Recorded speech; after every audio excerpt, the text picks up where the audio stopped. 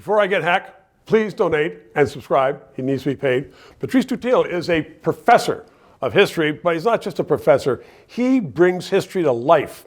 New book out about Sir John A Macdonald. And Sir John A Macdonald was one of the leaders of Canada recently who's been beheaded. His statue's been knocked down.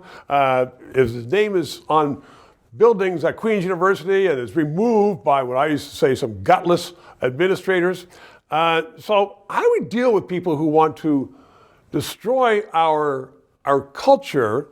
And part of it is by saying, well, these guys were evil. First of all, they weren't evil, were they? No, they weren't. Certainly in the case of Johnny McDonald. There were 11 statues to Sir John A Macdonald across the country. There are 2 left. 2 out of 11. And our public officials are doing nothing about it. They're doing nothing about it. The 2 that are left are under police guard 24/7.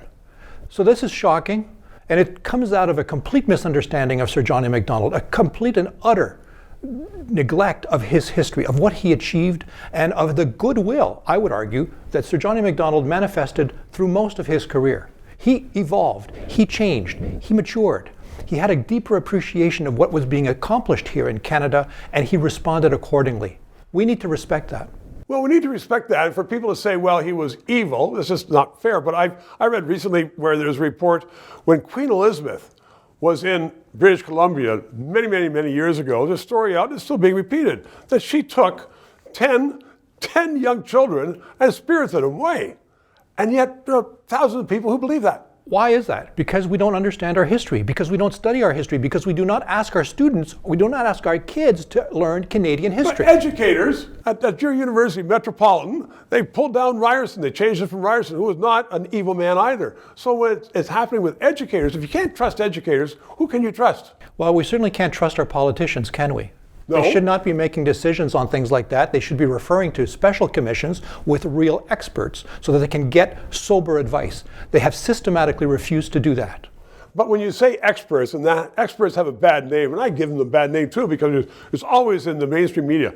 Well, experts say this, and most people say, they're nameless, they're faceless, and oftentimes they're wrong.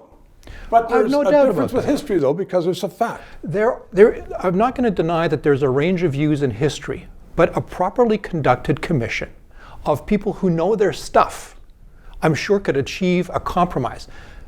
The idea of statues or of commemoration as being zero-sum is utterly wrong. We do not have to tear down Sir John A Macdonald in order to honor other people. There's lots of room in the social imagination to do that, and to do it intelligently. Why can't we do that in Canada in the 21st century? Are we that dumb?